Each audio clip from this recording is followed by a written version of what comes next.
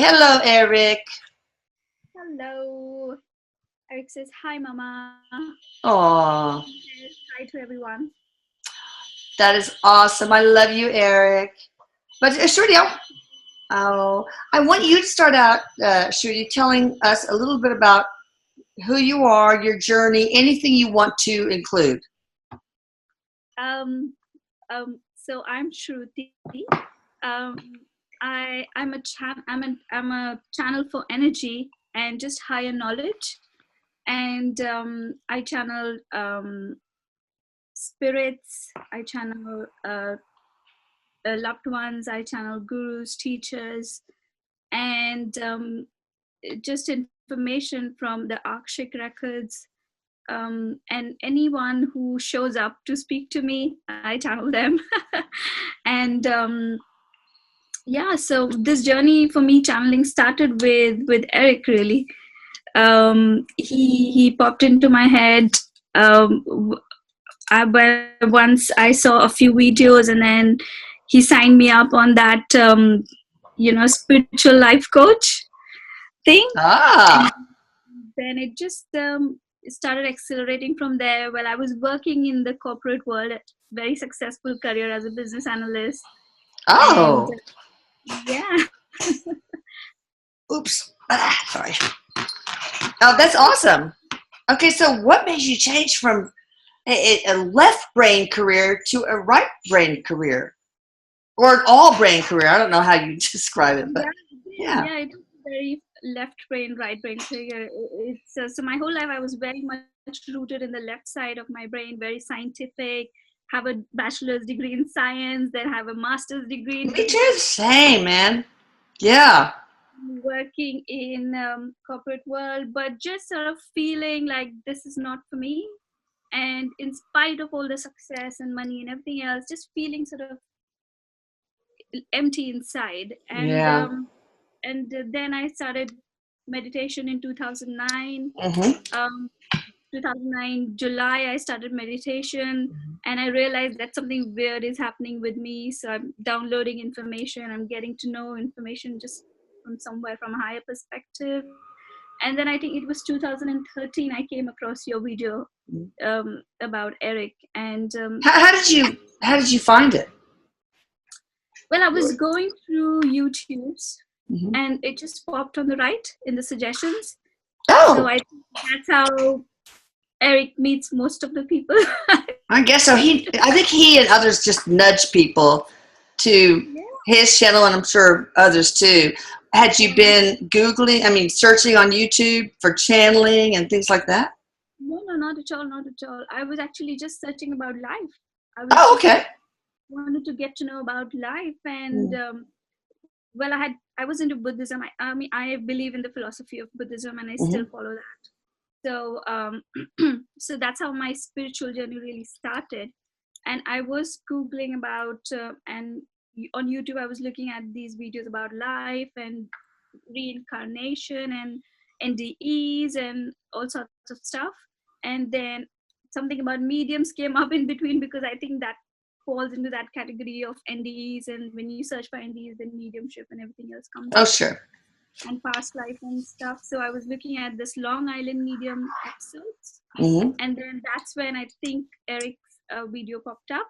And that same night he visited me in dreams, and I'm very used to having dream visitations since child, having premonitions in my dreams, and I know that it's real. Somehow I knew that this is real. My mom told me as a child that when you see someone in dreams, it's really them. So I believed in that concept. Yeah. Okay. So when it showed up in my dream, it was so realistic. It was so vivid that it actually spoke to me. Oh. because he came with. Oh, I don't want to talk about it. I don't know. So anyway, so it was just really very, very realistic, and I knew it was him. Okay. And then more and more I looked into mediumship. More and more I could relate to it, and I could feel that this is me. And I could understand what they're feeling and what they're going through, and it sort of made me realize that this is for me. This is because it made me feel very happy, Yeah. you know, thinking about it the way Money cannot buy money cannot buy happiness. Money and power can't. Yeah. I can. So true. So how do you work? You're mostly clairsentient and claircognizant. Is that it? Uh, Clairvoyant Oh, are you and clairvoyant? Okay. clairsentient Mm. and claircognizant.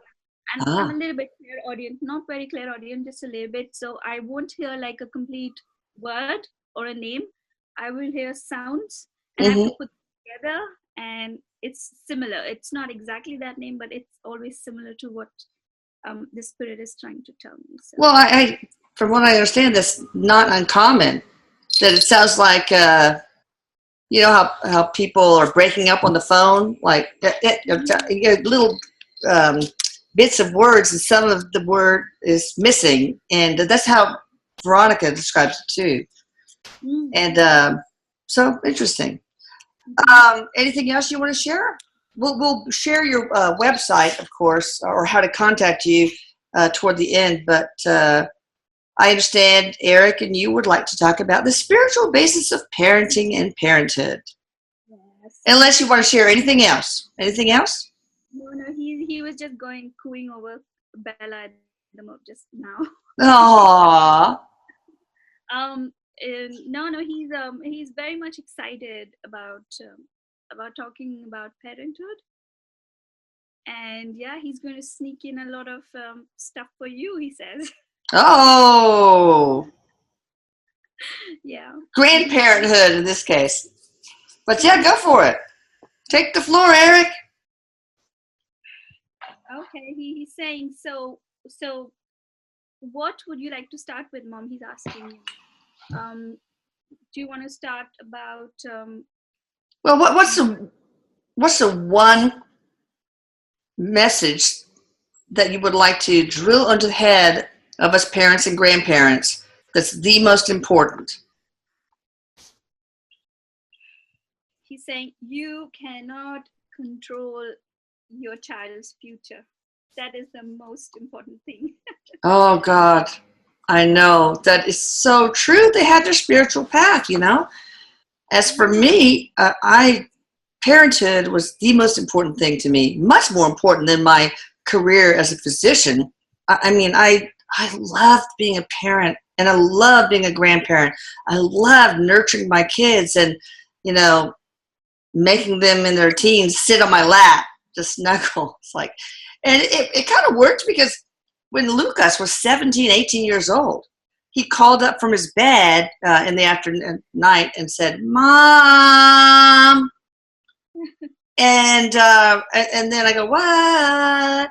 And he says, "Snuggle." So I wanted to call him Snuggle, a 17, 18-year-old kid. So they're all pretty affectionate. So I really like that. But it is humbling because you cannot be, um, you can't be a perfect parent, and your kids are going to make mistakes. They're supposed to make mistakes, and it's so frustrating. But it is again humbling. I think parenthood made me a better person just because it stripped away what little ego I had. Okay, I'm done. But he was saying that parenthood or parenting is one of the most important contracts uh, one carries out in the lifetime. It's it is the most important contract, you can say, that one carries out in someone's life, and it is a lot about them, and it is also a lot about their children. So he's explaining it in two ways. It's what does it mean to you, and what does it mean to your children. He's explaining it in the two ways, and he says, for the children, you represent the whole entire world. So you play the part of the world in your child's life when they're learning about the world. The way you talk to them and the way you respond to them, that's how they think the world is when they grow up. Yeah, So that's how he explains it. And for you, um,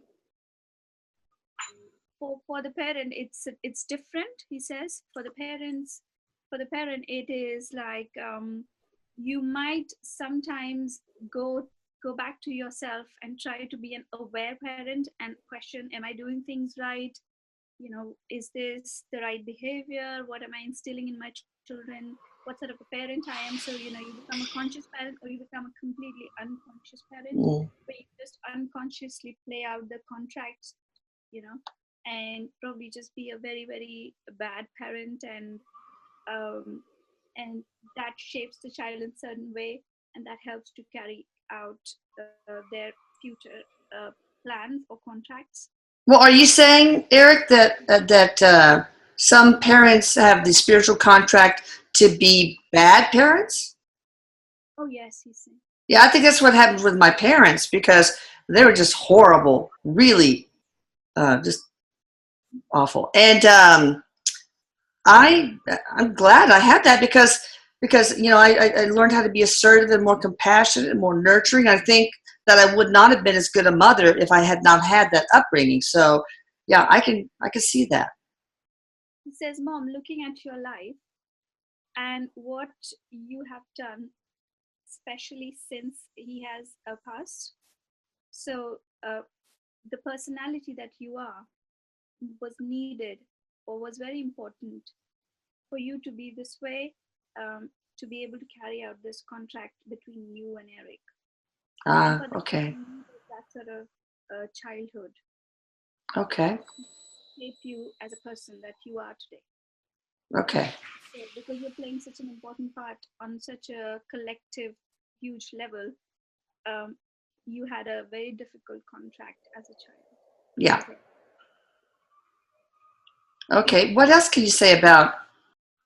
Um, I feel like we instill uh, mistakenly, I mean unconsciously, some negative thoughts in our kids. Or no, I will back up and say it seems like we parents tend to turn them into approval seekers. So do their peers and the media and all that kind of stuff. So they tend to just, follow external beacons instead of their heart, instead of and it's really simple to do this because even when a parent says, I'm so proud of you, that makes them an approval seeker or helps, encourages it. Because then the kid's going to think, oh, she's proud of me. I need to keep doing whatever I can to keep that thing going.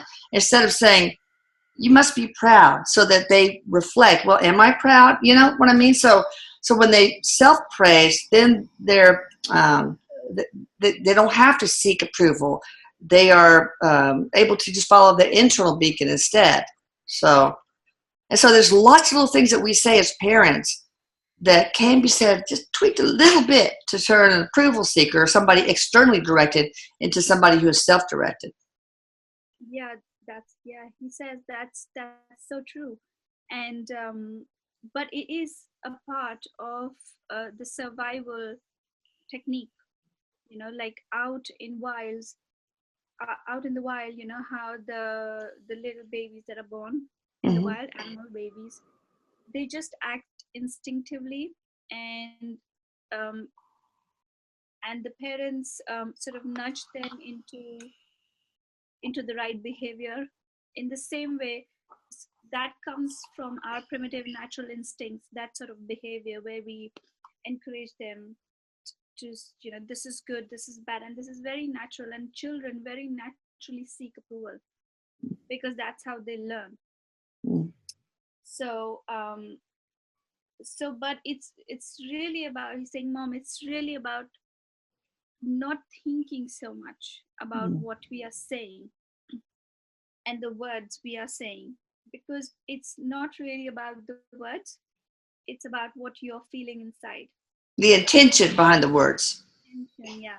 So you can say any word, but if your intention is not correct, you can say I love you, but why are you saying I love you? If you're saying I love you 10 times, 12 times, like 20 times a day, then it shows that somewhere you believe that you don't love the child, and that's why you keep saying it again and again, and they will pick up on that you sort of question do I love my child enough?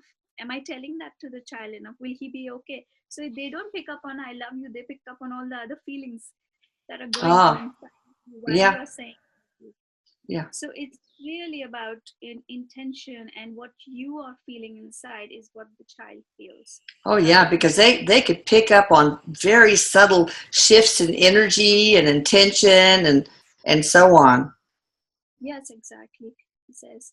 And yeah, and he's also reminding us that the children, they are naturally empaths. Mm, Why is the reason why? Because they don't have the the filters, or they don't have the understanding of good and bad and right and wrong, and I like this, I don't like this. They're very, very open. There are no layers on them.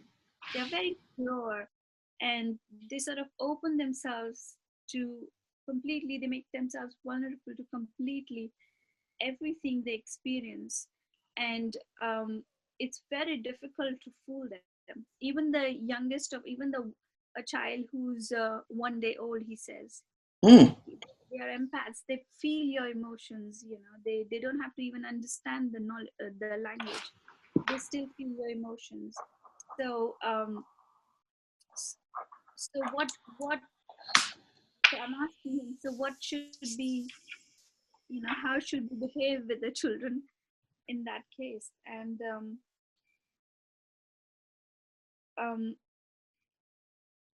he's talking about abundance, and he says that if you talk to the child with an energy of abundance, there is an abundance of everything. There's an abundance of love, there's an abundance of security. That's what they need from you. They just need love and security from you, and um, and just some space to explore the world.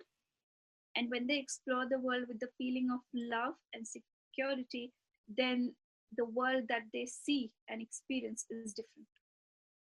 But when they experience the world with the feeling of um, insecurity, and you know so not sort of not confidence within themselves, or low self-worth, then they experience a different world. Mm. And whatever they experience as a child, it really gets rooted within them and in their belief system. And then once that has formed, as a grown up, it takes a hell lot of work. To That's the get, thing, yeah, adults yeah. have to work through it and to change it, Mm. if you want So to. what are some of the things that we do as parents that create that low self-esteem and seeing the world in that way?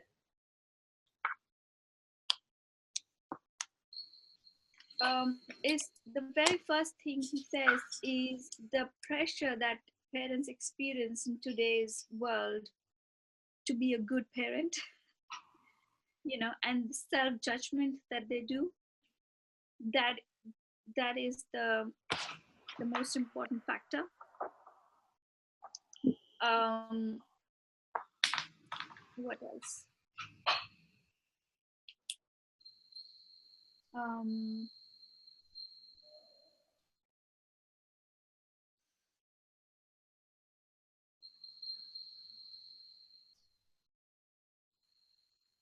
he was actually saying that when you doubt yourself as a parent, it's sometimes worse than when you actually sometimes an abusive parent. Oh, wow. That's what he's saying. Well, our parents were so abusive. I mean, like my father broke one of my siblings' skull that bad. So we knew they were just crazy. So we didn't think, what's wrong with us? Are we bad kids? So if they're so freaking over the top nuts, then I think the kid understands it's not normal. Yes, yes, that's right. Yeah, Because the kids know instinctively that something is not right. exactly. And then naturally the fight or flight response takes place. And yeah, you either fight it or you run away. So that's what happens. What can you tell a child who has grown up in an abusive uh, childhood? Now they're grown up. How do you get over uh, bad parenting that you experienced, basically? Um, he's talking about some of the technique. He's talking about the EFT technique. Oh, the tapping, emotional Mhm. freedom. Okay, So he's talking about there's a lot of emotional, what is that word? it's a blocked emotional energy, maybe.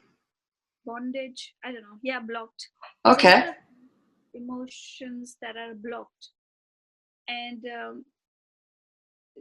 he's saying that the um, the thing that the thing that people experience if they've gone through such childhood is they feel unsafe to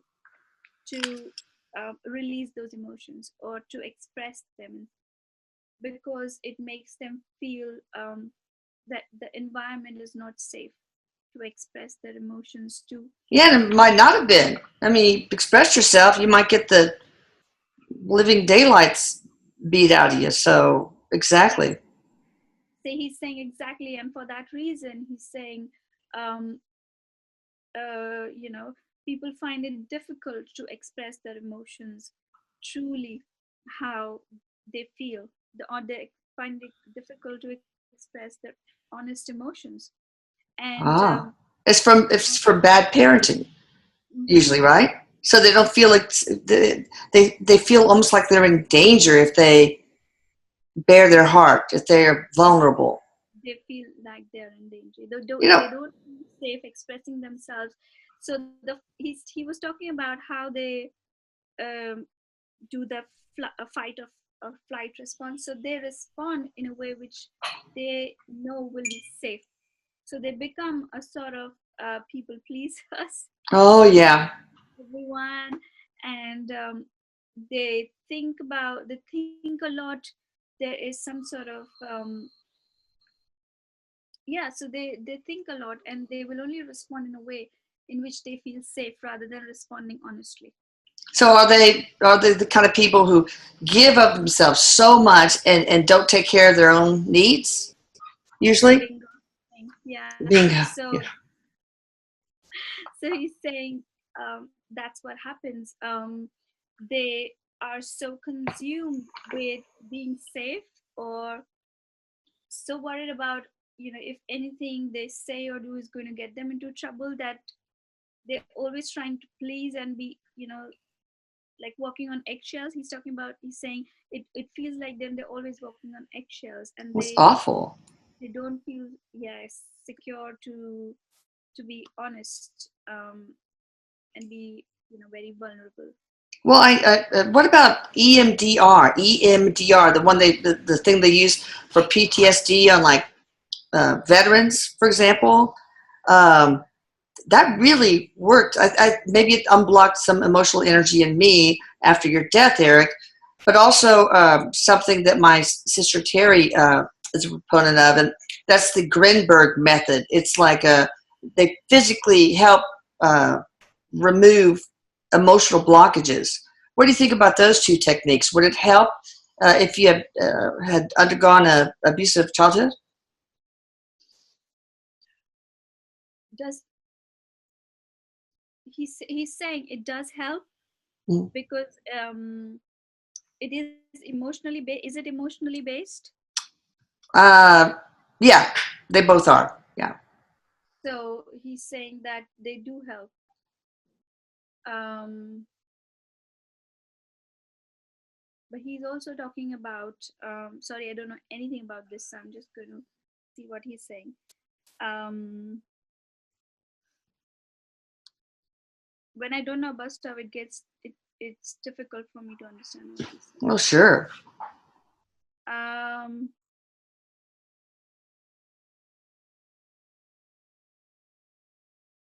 Do they also administer some medicine, something to take? I don't think so. No.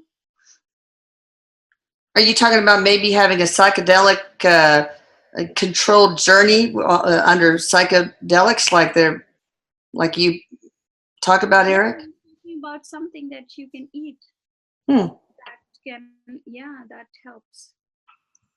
What is it, Erik? Like mushrooms? Pot brownies? What? Saying yay. Um, yeah, he's talking about relaxing yourself. Sort of when you eat something and you relax yourself, and Mhm. um, yeah, that can help as well. Psychedelics. Yeah, that's what he believes that it should be in a controlled setting, like um, under the supervision of like a psychiatrist, for example, and that psychiatrist would talk them through their journey. Uh, so yeah, they had an article in the Wall Street Journal, I think, and also the New York Times about that. So maybe it's gonna happen. Who knows? But for me, what worked is just reflection. Just what did I get out of this childhood? And I did find out the things I said, being more assertive, more compassionate, etc. So then I was able to feel grateful for it. And when I was able to feel grateful for it, I was able to embrace it and let it go. So for me, that worked. And so I think anybody who goes through the hardship at least ought to try that. It can't hurt. Mm-hmm, mm-hmm. Um, Very good. So, yeah. of course, kids need boundaries too. It's very difficult. I mean, that helps them feel secure, but it's very difficult to know what's an appropriate boundary and what is inappropriate. Can you talk about that, Erik?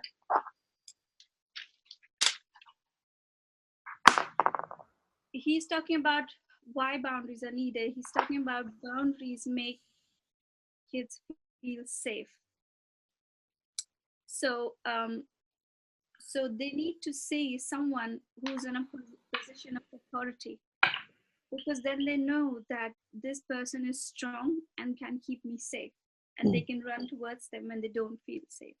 So that is why it's important that um, that the children have boundaries, um, and a parent who is in a position of authority and But loving authority, a loving authority, firm yeah, and loving. Yes.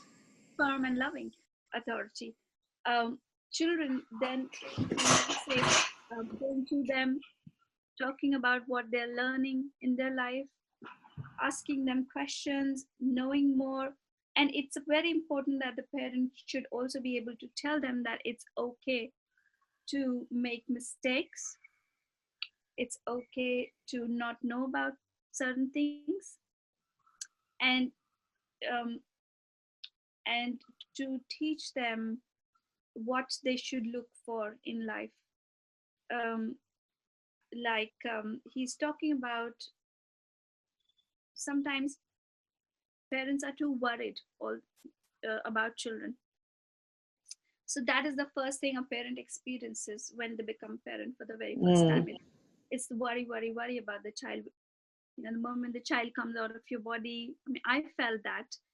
Um, I just constantly kept looking at Anaya, wanting to see if she's breathing. Oh, yeah. It's difficult to understand how this baby who was in my tummy for the 9 months, would she be okay breathing on on her own when she's out. So that's the first thing that hit me as well, worry. So he's Yeah. talking about that's the very first feeling that we feel as parents, worry. Oh, by the way, Eric's girlfriend is here. Oh, Yeah, because Jillian? yeah, she's here. Yeah, because that's her expertise apparently is, and she could chime in if she wants to. Oh yeah, so I think it's yeah, she's coming and she's Okay. talking about it. So she says if we are able to keep the worry aside, if you are able to keep the worry aside, then we can be a better parent, because um, when we worry, the child pick up on Oh, it. yeah. Then they don't feel safe. Then they don't feel safe, and then they feel they are not safe because the parents are worrying about them. So um, it's about us relaxing as a parent. She says if we relax enough, then we can be a better parent.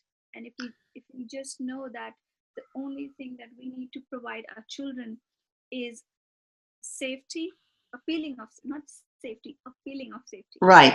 a feeling of safety and feeling of abundance. Even if you don't have abundance of, let's say, money or um, resources, if we just make them feel that everything is going to be okay, because that's the best thing you can do, and that's the only thing you can do when you don't have abundance. Of course. Well, So I'm a big believer in, I think the boundaries ought to be reasonable, that you have to remember a child is a child. You cannot have boundaries so firm that they're expected to act like little adults.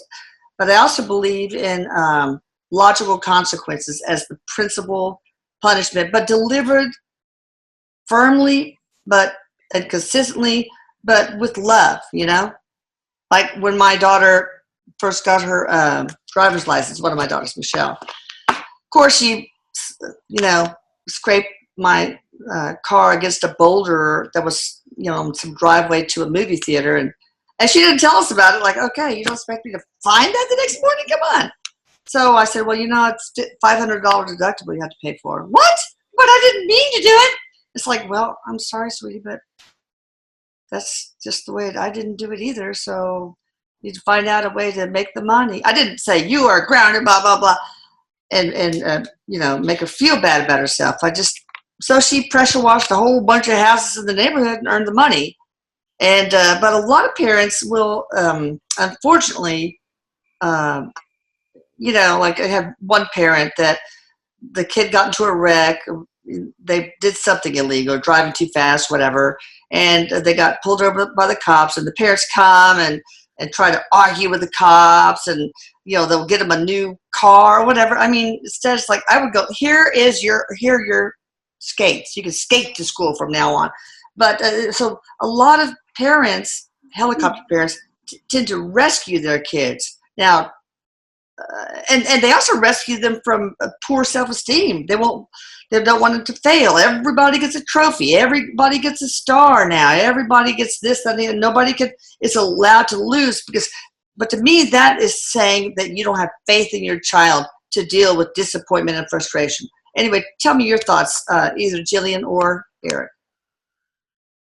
No, Erik was talking between there. He was talking about parenting, and he was talking about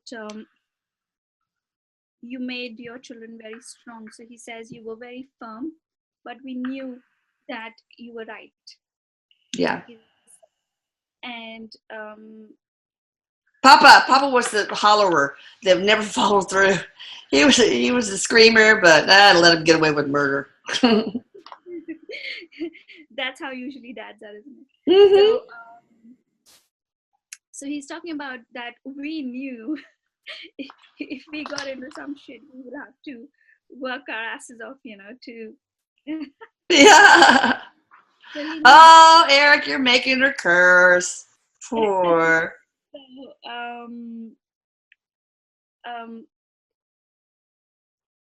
what else? I think Jillian is talking now.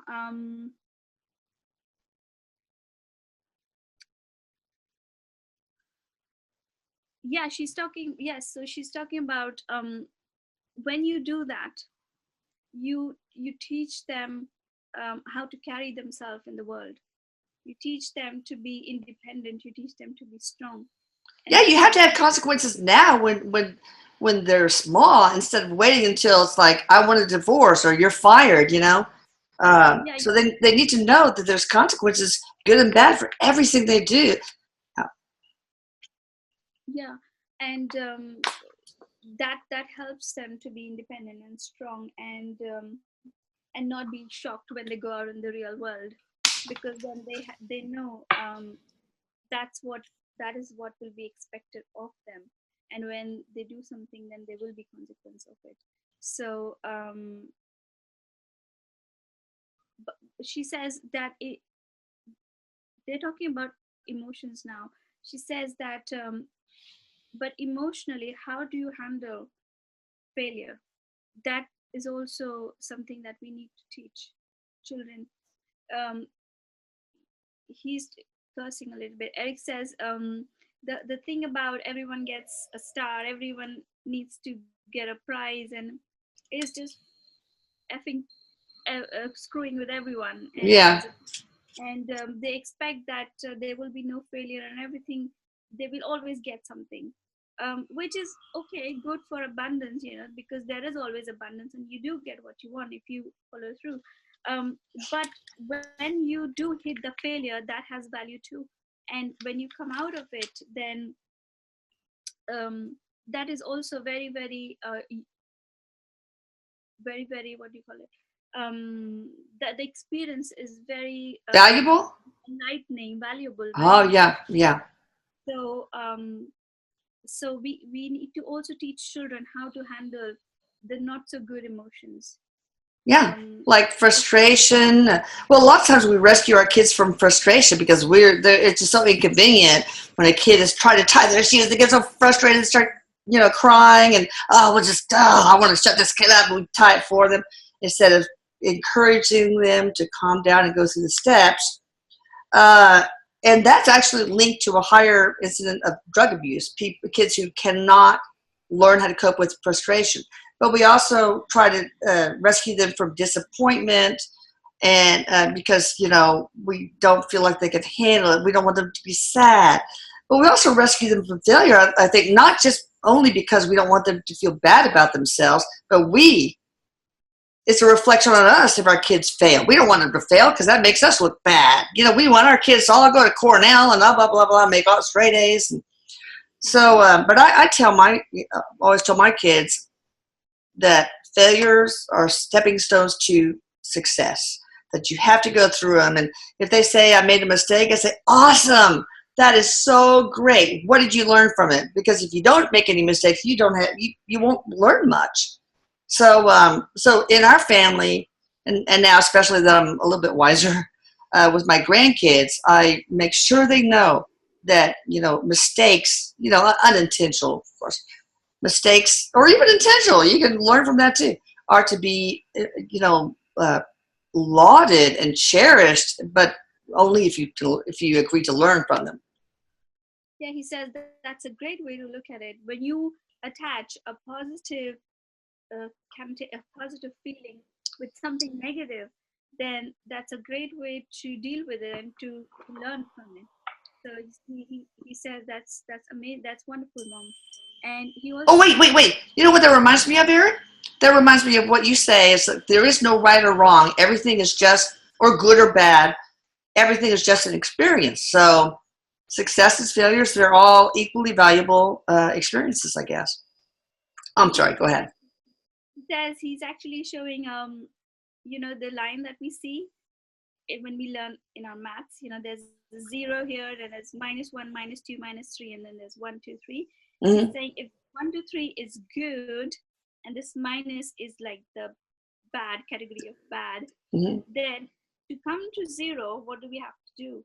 We have to make the bad into good, and we have to make the good into bad. Okay. Ooh. Come to the neutral. So question everything that you think is good and see how that is bad, and question everything that you think is bad and try to see how that is good, and that will bring you to neutral. Yeah, like I described it in how I assessed my childhood as something positive. But how can something good actually be bad? Can you give an example, Erik? He's saying love. He's saying, you know love is what makes you do the worst things in life. Oh, sometimes, but it also it can encourage you to do very good things. But yeah, yeah. Yeah, so he's talking about, he's giving that example where love can make you feel jealous. Love can make you Oh, so, yeah. so how can good things make you feel bad, and how can bad I things? see. That's So when you interesting. close the gap between the good and bad, then you understand that you actually cannot put label as good and bad on anything, because Mm, you cannot prove if anything is actually really good or really bad, because it can be good for someone, it can be bad for someone. yeah. Also, the way you experience it depends on your own perception and the way you on your own reality. So everyone is experiencing a different reality. So but he was before we talked about that, he was talking about children and how we don't let them fail and don't let them experience Yeah. And we rescue them from uncomfortable emotions and situations. Yeah. Can you talk about that more? he was talking about the biggest fucking I thing that children. love it when you drop the F bombs, Trudy. So he was talking about the biggest fucking thing that the children don't get to experience now is being bored. Let them be bored. Let them be bored. Tell them to go, do, make your own games or go look at the stars, and they have forgotten how to entertain themselves, what to do with their mind. They don't know what to do with their days. He's showing me minions. He's saying that they're becoming into these little minions with this Oh, because they're not able to invent games and do stuff, and they I won't be able know. I so agree. But, to. I have actually been very guilty of that myself because, you know, with 5 kids, I wanted to do something with them all the time. Take them to the movies, take them to the train station. Let's check that out. Let's go downtown and all that. But I think a lot of us would just throw like an electronic babysitter. Get them in front of the iPad. Fine, And gone are the days where, like when I was little, we were all shoved out in the backyard or the front yard and told to like, you come in at lunchtime. And so we played with the neighbors. So we learned conflict resolution and sharing and compromise and negotiating. We learned so many like skills for leaders and for followers. So, and people don't Yeah. let their kids do that because I guess maybe the media, the world is depicted as such an unsafe place that I used to go when I was 5, 6, when we were like 5, 6, 7 years old. The three older of us, my parents would give us a nickel, and we'd take the bus and go downtown to downtown Houston, and we like walk over the legs of homeless people and stuff, and we just go all over the place, and we ride a bus back. And oh my God, I wouldn't even think about letting a kid do that now. So I don't know. Maybe it is less of a safe place for children to like free range children are dying breed. Can you talk about that, one of you? He was also on the same page. He was actually saying that that's where children we learn to socialize. We we make our own world. We make sense of the world as children when we interact with other children. They are our peers. They are the ones who are going to share the world with us when we grow up. So it's very important for children to make relationships and learn about negotiating and taking calculated risks when they are Ah, on their own. So yeah. he agrees that about the safety in the world. He says is the same. The world is the same. He actually thinks that it's become safer than what it was. Oh, So he's saying that, which I'm really shocked about because I wouldn't let my children out. So he's I saying know. it's become it's the news, it's what you hear, that makes you feel Yeah. that it's an unsafe place. But because the children are so kept so safe as children, it becomes so unsafe when they go out, when they actually Ah, think that they go when they're ready to go out, and now they're 16, 17, they can be on their own. But now that's when they start learning about the world, and that's mm. when they make mistakes then, because you do make mistakes when you're learning about stuff. So the earlier you make those mistakes, the safer you will be, and you will make them gradually in steps. So you wouldn't go out like being a 16-year-old and get into a big scam, because as a child you would have developed those skills if you were out and about. Oh, You yeah. would Okay. know how to recognize something which is off with Yeah. someone. So you would stay away from that person, but you've not had that experience as a child, so it's easy for you to fall into a scam later on. For example, yeah. So what is safe for our kids to do? Obviously, it depends on the neighborhood. Because I was in a neighborhood where we just played out in the street with our friends, rode bikes all over. I mean, we would go like from Houston to Fulshire, which is like, I don't know, maybe 50 miles away by ourselves, and go to the little country store, get some cheese and sausage, and sit under the pecan orchard, and eat, and then go back. It was crazy. So how do you know as a parent, what boundaries to have for your little free-range chicken children? He's saying free range chicken, cluck cluck. He's making some sounds. So he's talking about communities, how the loss of communities to this sort of era, and he's saying we have to first build on building safe communities. Only then can you build safe areas for children to be free range and explore. Of course, if the kids want to go out and play, then sometimes the community follows. They will come together to make it. Sometimes I guess maybe it could go the other way around, but that is really a good idea.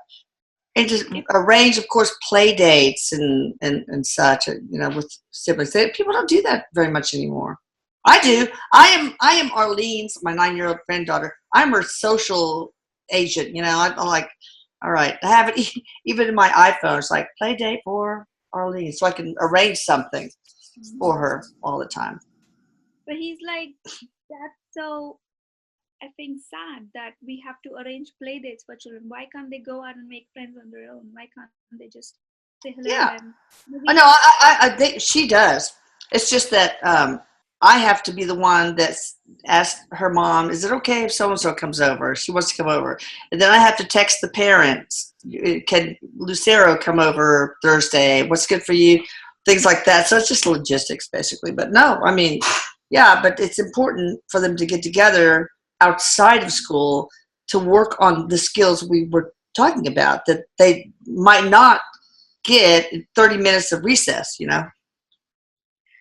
Well, what he's showing me, it's amazing. It's amazing. He's actually, in my mind, I can see like a community area. He's saying if we build houses differently, the way we build houses now, it's like, this is my private space. You're not allowed to come into my private space. I'm going to shoot you.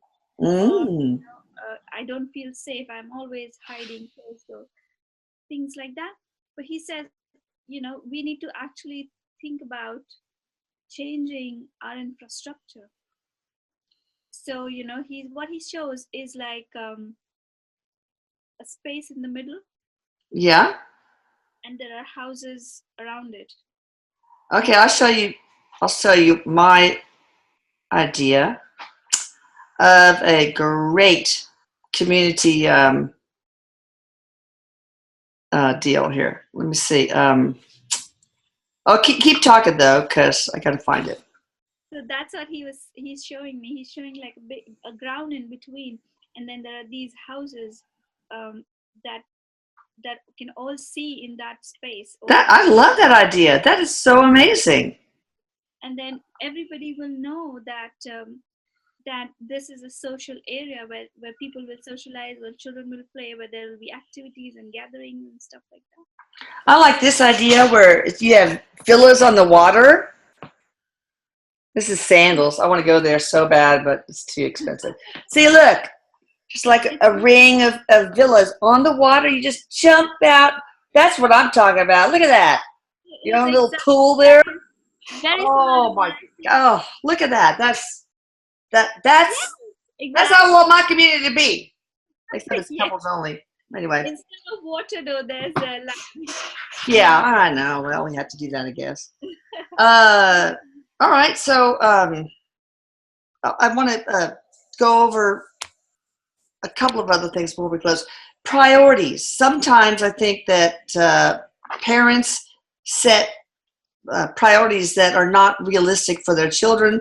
They want them to make X, number of dollars, have this kind of salary, have this kind of career, We raise our kids to go to the best preschool, the best this, the best that, the best colleges, compete, make good SAT scores, blah, blah, blah, blah. And so that, you can, get on the hamster wheel and succeed at the rat race. So he's talking about competition is the passing a little bit is the most ridiculous, let me use that word. Fucked up. I know he said fucked up probably, but go ahead. Thing ever, because that energy itself says that there is a lack of resources. Oh yeah. Okay. So you're totally against competing at all? Like, what about competition sports? That's okay, right? Sports is okay. That's yeah. But when you give them an idea of you need to achieve best because otherwise blah blah blah blah. Yeah. It means that there is a lack of resources. Whereas in reality, it is not like that. Children can make a living, a good living, or a better living, and become happier adults, doing exactly what they love doing. As is in your case, right? Yeah, see, I did everything else, but now I'm here doing something which I have no qualifications for. It's just my personal. No, you do. You don't have like papers or whatever. But okay, so what should a parent offer as far as priorities to their child? Starting when Arlene was really little, we'd have Mimi baths together, and I'd play Mommy Sharky, and she'd be the baby Sharky, would be in my bathtub. She was real little, and I taught her what's more important, love or money. Love. I just drilled that into her. And so one day she wrote on a Post-it note, "Love is important." Like 5 years old, horrible handwriting, misspelled everything, but I really want to drill that home. But as a parent or grandparent, what priorities do you think are, beside love, are really important to engender in a child? He says, teach them that your happiness is more important. The child's happiness is more important, Mm. And also teach them that that they would not be happy people if they are jerks. Yeah, of course. So teach them that if you are kind, if you think that you're being kind, and if you think you're being honest, and if you think you're being nice to your friends, to other people, to your parents, if you're being grateful, teaching them gratefulness, teaching them kindness, and teaching them that when they be kind and when they believe that they are nice, that's when they are happy. And when they do things that make them happy, then they are doing the best in their lives. If they have the courage to do what make them happy, then that's all they need to do. And basically, one thing that helps ensure happiness, of course, is a good integrity. That's so important. And also, what about emotional honesty? Being emotionally honest with oneself and with others. And in that, of course, that requires vulnerability. Do you think that's an important priority too? He says that you cannot teach children to be emotionally honest. Well, you can make it a safe place to So you can do so. And you could probably model it too. Role model. Yeah. So yes, you have to, when you so these things, when you feel worried and when you feel self-doubt as a parent, and all these things, when they creep into you, then you can explain that to your children that you are feeling that way, and it's okay. Yeah. Your children will reassure you, no mama, but I love you, no dada, but I love you, I think you're the best, because that's what they actually feel about you. Oh yeah, sure. The best parent in the world, they still love you, because that's the only thing they can do, that's their only option, and that's how they learn and grow about the world. Grow and learn about the world. So he's saying you can only, so what they learn more from what you do than what you say. Oh, okay. And they probably learn more from the energy they pick up in your feelings too. All right, just really quickly, well, all kids have gifts, uh, the impact nature of a child, the channeling skills, anything. How do you foster that? A lot of times that's an imaginary friend. She'll grow out of it. It's probably speaking. The kid's probably talking to one of her guides or something. So, do you have any advice, Jillian or Erik, about how to keep that going?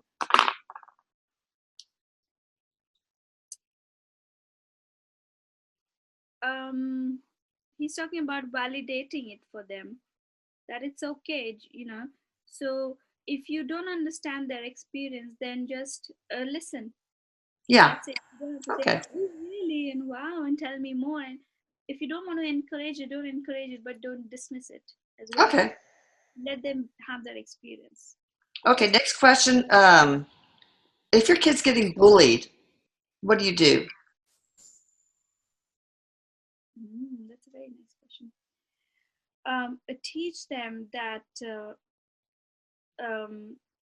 bullying is, the person who's bullying is somewhere feeling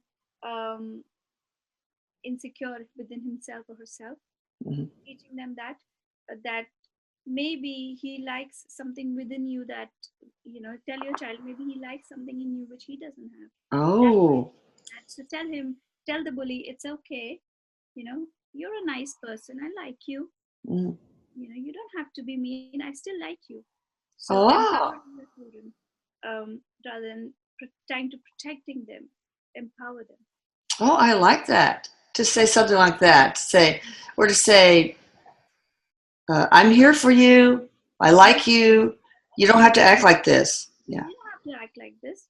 I know you're nice. I like you. And when you're ready to talk nicely with me, I will be there to talk to you. Oh, that's awesome.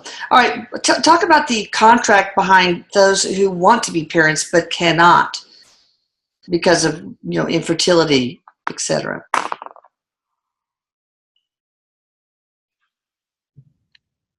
It can be past life issues. Ah. Like, for example? Probably they were not really good parents. Probably they did something Oh, okay. really bad, and that's why they're still processing those emotions. They are still judging themselves, and it's making them difficult to conceive because somewhere they think they're not going to be good parents. So they can get maybe regressive therapy would help. Okay. Emotional therapy will be helpful.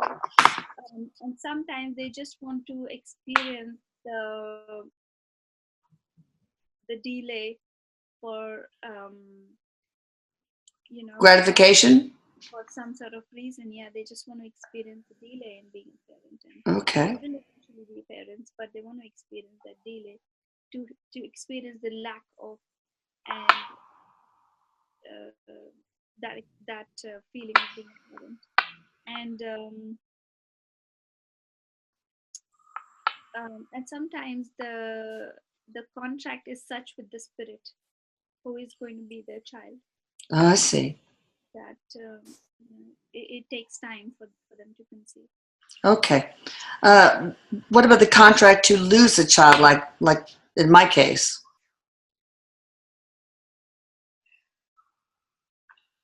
He's talking about, in your case, it's Well, no, I mean, you don't have to talk about my case because I want this to help a lot of people because so many blog members have lost children. Okay.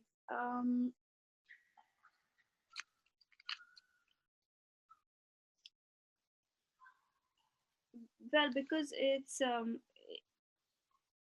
there are many reasons, and depending on the age of the child, that varies the reason for the loss. So as someone who loses an infant, it's different. Someone who loses, so many reasons. Maybe one would be to experience loss. Period. That is the main underneath. That's the main reason. Yeah, I figure. So that where's the contrast? Like to know hot, you have to experience cold. So to know loss, I mean, to understand blank, you need to experience a loss. To understand abundance, to understand what? Um,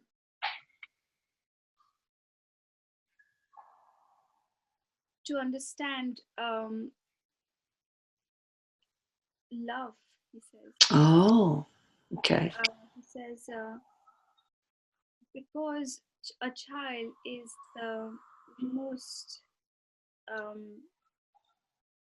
prized possession a person has. That's the most important love object, or that's the person you love the most. And losing that loved one is the most difficult thing that you can go through. So understanding the quality of love, understanding how it can also bring grief at such a deeper level, and working through it and converting that love into something then that is valuable in some way, because you learn from that loss, that experience, and you grow. It is a lot about your own growth, your own Mm, self growth as a person. And sometimes, like in your case, it is also about healing mm. others. Oh, yeah. That's how I heal best. And like they say, grief is the price we pay for love. And you really understand how deep your love is when you lose somebody like that. So, okay, before we close, I want to tell all you guys that if your kid gets lost in a store or whatever, don't tell them to find the nearest police officer or whatever. The best thing to do, in my opinion, now this is my opinion, is to go seek out a mother. You know, there are cops. Somebody might be impersonating a cop, really be a a pedophile or whatever. So go seek out a mom if you can. If not, then the manager or whatever. All right, Shruti, you want to share how people can get in touch with you? People can get in touch with me through my website, which is shrutikamble.com. And I will put that here, people. Thank you. Yes, and they will find all the details they want on that website. Sounds good. Okay, thank you so much, Shruti. Erik, thank you. And Jillian, thank you. I love you both. He's saying thank you, and he's saying bye bye. Bye. Bye. Bye.